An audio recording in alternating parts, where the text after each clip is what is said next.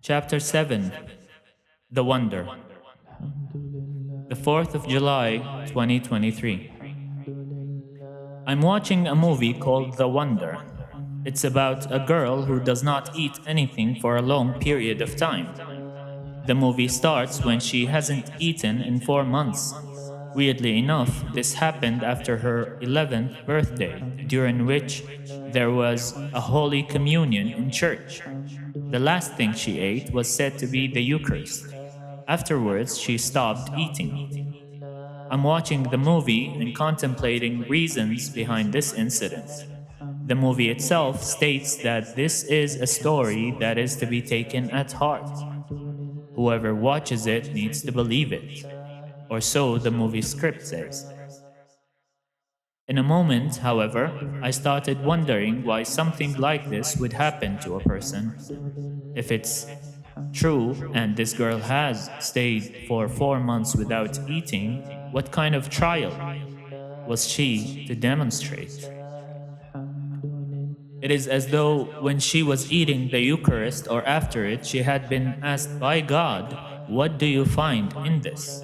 Or, "Why do people consider this a sacred rite they had to do every communion?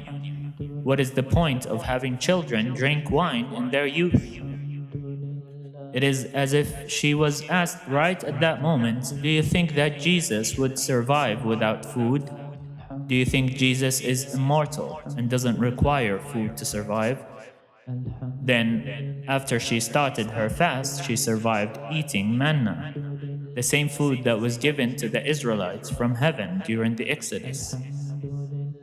The sleep prayer, "Now I lay me down to sleep, I pray thee, Lord, my soul to keep.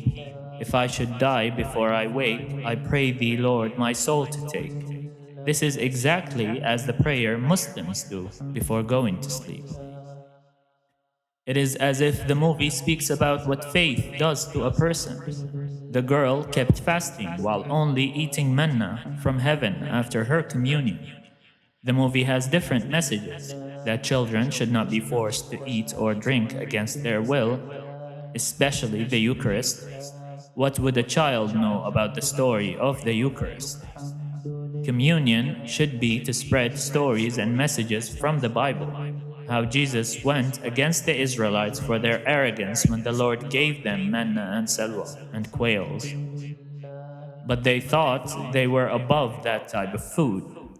They became bored of eating manna and salwa, quails, during the Exodus. But a small girl was able to survive on it for a duration of more than 4 months. Another series I watched is called Alias Grace, the story of a young girl who is convicted of double murder. She is confined and beaten in prison, abused by her prison guards, and then sent to an asylum for rehabilitation.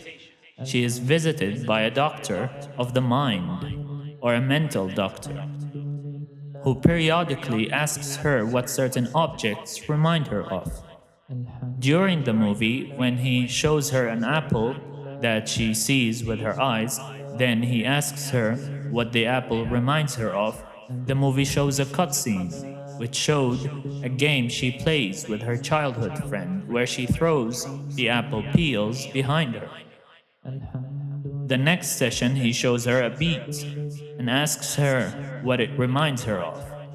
The movie also shows a cutscene of her murder of the first victim with blood. Perhaps the beat's redness reminded her of the blood's color. The most awkward thing, however, is that she replied to his question about the apple, saying, "It reminds me of food. That is what an apple would remind anyone. Isn't that what people eat?" Though this contradicts her memory of the apple peel.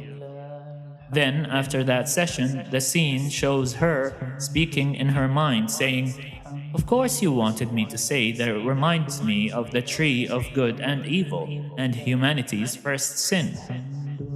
I found that line intriguing. Why would the convicted person think that this is what a mental doctor would want to hear as a reply?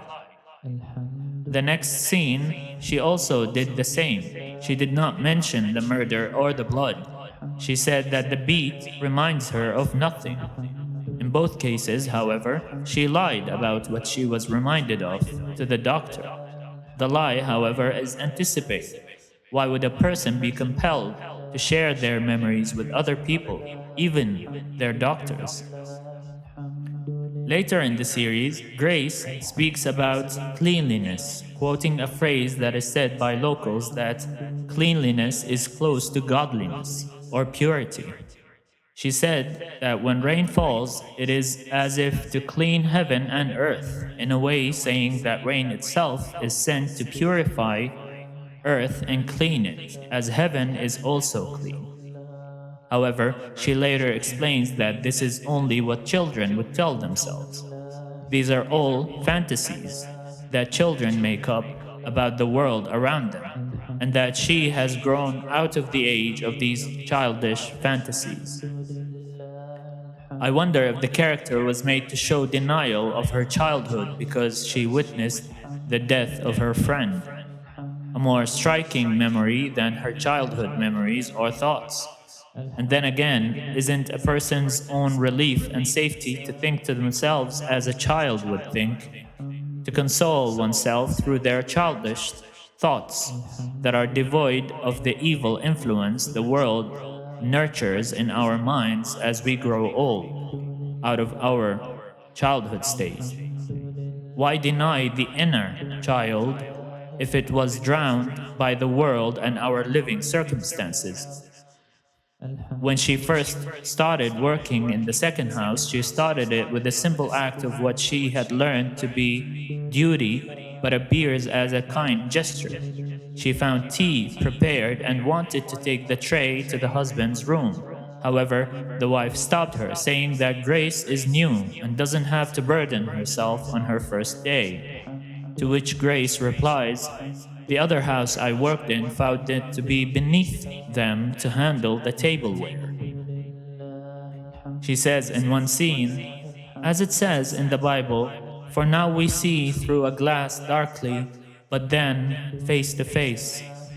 If it is face to face, then there must be two looking."